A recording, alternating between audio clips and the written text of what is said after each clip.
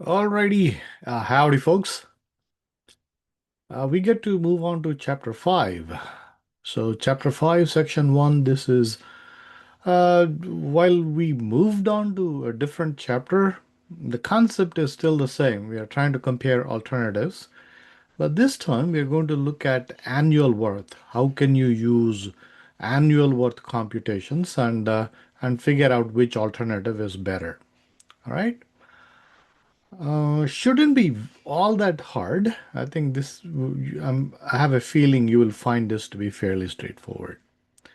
Okay, what's the definition? The annual worth for an investment is the uniform series equivalent of the cash flows of various options, right? If you have different options as expressed in different kinds of cash flows, one of the things that we did was we figured out what the present worth of all those cash flows is and compared and we said whichever one has a better present worth, we'll accept that. Or we had an option of finding out the future worth of different options. But another way of doing it is finding the annual worth. Okay. How does this work? For example, let's say we have a cash flow diagram that looked like this. Find the annual worth of the cash flow shown below if minimum attractive rate of return is 10% and planning horizon is 4 years. Right? What are we doing? We're trying to find the annual worth. I think that should be fairly straightforward. Let's see. There is a initial cost of 5,000, right? We'll be subtracting that, but of course, we'll we'll smear this out for the 4 years and find exactly what contribution of this 5,000 is each year as a negative. We'll spread it out. At the same time, this $2,000 which we are receiving as a positive cash flow at 4, we will also split this into 4 equal uh, receipts. Okay. Uh, what about these 1,200?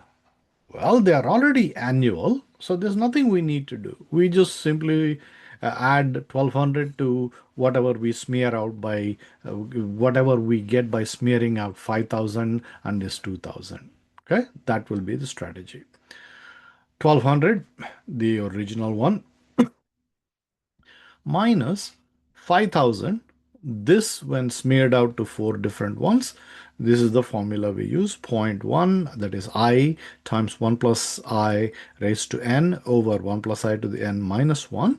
So I happens to be 10% or zero point 0.1, and that's what I plugged in. And it's a minus because that's a initial cost or investment that we have.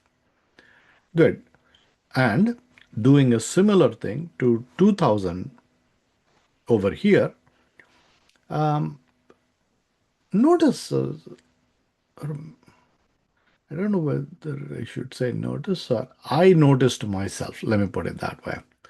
I noticed that for some reason, I seem to take a future thing, find out the present value, and keep using this. If you know the present, what is the annual thing? Are you with me? The thing is, here for the 5,000, we had a present value, and I split it into 4 equal installments. So you could do that directly to this 2,000 also. You could, if there is a future value of 2,000, how do you smear it to 4 years equally? You can come up with a formula for that also. But that's an additional formula so far as I'm concerned. It's not any complicated, but it seems like an additional formula. When I know how to smear a present value, why not use that? Because taking this future value and finding the corresponding present value is a fairly straightforward thing. We have done that many, many times. For instance, this $2,000 over there at t equals 4, its present value at t equals 0 is 2,000 times 1 plus 0.1 to the negative 4, right? We are pushing it back 4 years. Now, once I get this, smearing this to the 4 would be using the same factor that we have over here. All right. And when you look at this formula a little carefully by what we did, Notice that in all these things, 1 plus zero point 0.1 to the negative 4, and there's a 1 plus 1, 1 plus zero point 0.1 to the positive 4. That is 1 plus I to the negative n and a 1 plus I to the positive n. That just adds up to, that just multiplies and to get 1, right? It always simplifies. So for a future value, the formula is not very different. It is fairly simple. The future value times I over 1 plus I to the n minus 1, right? This 1 plus I to the n on the top will not be there because that just multiplies with the 1 plus I to the negative n and just becomes 1. That's the point I'm trying to make. Okay. And that turns out to be $53.59. Find the annual worth. Okay, that's fine. We found the annual worth. But the question is, should you do this or should you do this project or should you choose the do nothing option? And the answer is because the annual worth is a positive quantity, this investment option is better than the default do nothing option. That's the point I'm trying to make. Cool. Next, let's move to, whoa, this is a good problem. This is a very good problem. Yes. A firm is considering purchase of a new computer system. The vendor has quoted a purchase price of $100,000. The firm is planning to borrow one-fourth of the purchase price from a bank at 15% compounded annually. The loan is to be repaid using equal annual payments over a 3-year period. The computer system is expected to last 5 years and has a salvage value of $5,000 at that time. Over the 5-year period, the firm expects to pay a technician $25,000 per year to maintain the system, but will save $55,000 per year through increased efficiencies. If the minimum attractive rate of return is 18% per year, what is the annual worth of the investment? What is the decision rule for judging the attractiveness of investments based on annual worth? Should the new computer system be purchased?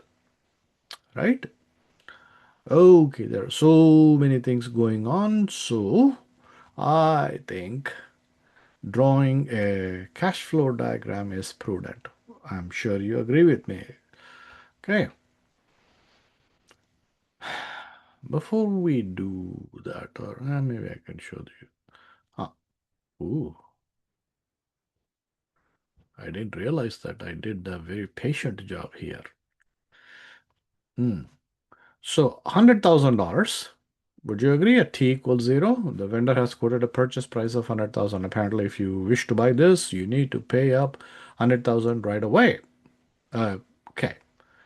But look at what the firm is planning to do. It's planning to borrow one-fourth of the purchase price. That is one-fourth of this 100,000, which is $25,000. It plans to purchase, to take it as a loan. So that means if they do take that loan, they would have 25,000 in their hands. So that's a positive. Cool. And then what happens? Purchase price at 15% compounded annually. Ooh, it's not like bank is not just going to give them that money.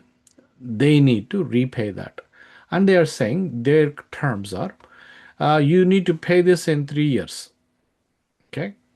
And 15%, we'll charge an interest rate of 15%. Okay, so that means each of these 1, 2, 3 years, they will do some loan payment, right? Corresponding to the 25,000 they borrowed. Cool. That part is done. Now what else is happening? The firm expects to pay a technician $25,000 per year, but then they will save 55,000 every year. So 55,000 minus 25,000 is what you should see every year, every one of these 5 years. And then there is something about a salvage value of 5,000 at that time. When they sell, eventually at t equals 5, there is a plus 5,000 also. In addition to this 55 minus 25, we need to show in the cash flow a plus 5,000, right? Okay. Now that this makes sense, um, what is interesting is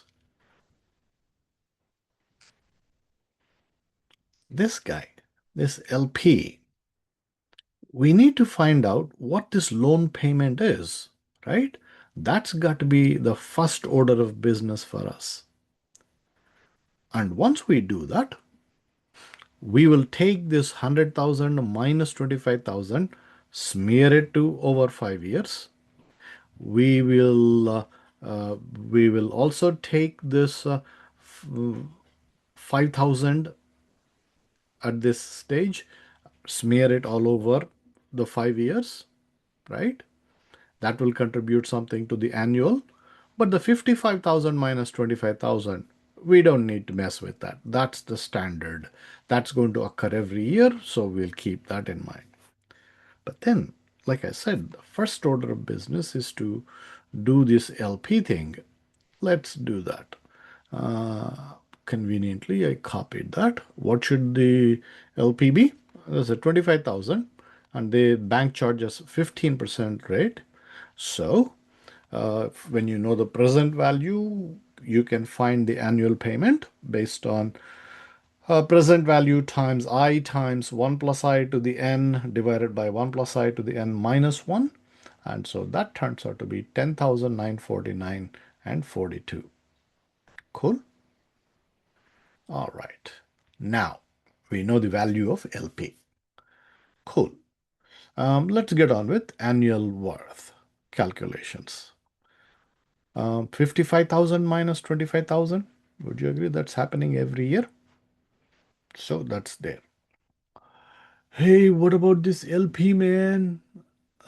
Yeah, we cannot add it to add directly the LP to this annual worth because that's not occurring all 5 years. It's occurring only for 3 years, right?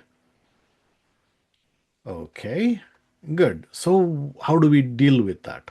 Well, um, in one shot I did everything. Huh? All right, let's see. First order of business for me is to figure out the present value of all the remaining ones. Okay. How do we find the present value? Well, this is already a present value minus 100,000 and plus 25,000. So that part is what you're seeing here. And then there is this 5,000 that is occurring at t equals 5. Push that value back to t equals 0 by doing 5,000 times 1 plus I to the negative 5. And then this 10,949.42, the loan payment stuff, the three of them, right? Figure out what the present cost of those three would be, the present value of those three payments at t equals 0, right? Notice how I did that. I took the loan payment times 1 plus I to the n minus 1 over I times 1 plus I to the n concept. Now you might be wondering, hey, why do you do this? Why are you taking these loan payments and pushing them back to t equals 0? Where did these loan payments come from? What didn't they come from an initial value of 25,000? So why are you doing this? We already know that these three should equal 25,000. Is that what you're planning to say? Right? If you are, then even I kind of made that mistake, I have to admit. Initially, I was like, why in the world? Oh, then I realized, dang.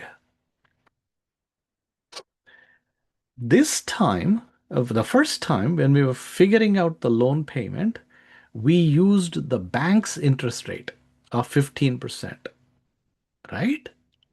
However, now when we are trying to find the present worth of these three annual payments, we are using our own minimum attractive rate of return of 18%. That is the difference. Okay. So,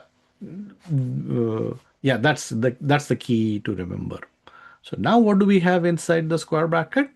Inside the square bracket, we have all the other cash flows, the present value of all the other cash flows. The annual ones, we didn't touch them. The 55,000 minus 25,000, we left that alone. And the first square bracket is all the other cash flows, the present value of them.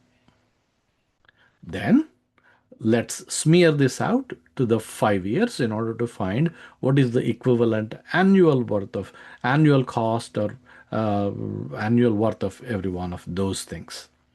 And so we are using this formula, the, the one that we already know.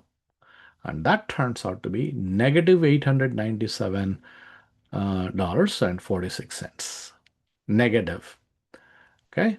So the decision rule based on annual worth is what? If annual worth is greater than zero, accept it. Otherwise, reject. Reject meaning just go with the do nothing option is the idea. All right. Since AW is less than zero, the firm should not purchase the computer system. Right? All right. Let's move on to the next problem. I like this one also. Tempura Incorporation is considering two projects. Project A requires an investment of $50,000, estimated annual receipts for 20 years are $20,000, estimated annual costs are $12,500. And alternative project B requires an investment of $75,000, has annual receipts for 20 years of $28,000 and has annual costs of $18,000. Assume both projects have zero salvage value and that the minimum attractive rate of return is 12% per year. What is the annual worth of each project? Which project should be recommended? Okay, good thing to do is draw the cash flow diagrams. Right? Pause and check to see whether or not I have depicted whatever is happening in a correct way using these cash flow diagrams. Okay, then annual worth of option A. Man, this is simple. These are all 1, 2, 3, all the way up to 20. Those are just 20,000 minus 12,500. Those are already annual. So that's the first thing. Minus, now we'll smear this 50,000 cost over 20 years. And to do that, we'll use interest rate of 0.12. And so that turns out to be $806.06 positive. Cool. A similar thing we'll do for the annual worth of option B. 28,000 minus 18,000, those are the annual. Now 75,000, we'll smear it over 20 years. And that turns out to be negative $40.91. Cool. So we figured out the annual worth of each option, which is what they asked us to do in part A. Now in part B, they said which project should be recommended. Is this where Americans go, duh, right? I like that. Duh. My daughter used to do that to me. There I would be thinking that, dang, I've come up with something that will absolutely stun her. And she goes, duh. Uh, the trials and tribulations of being a parent. Dad jokes, apparently. You come up with dad jokes, Papa. Ladies and gentlemen, amigos y amigas, adios.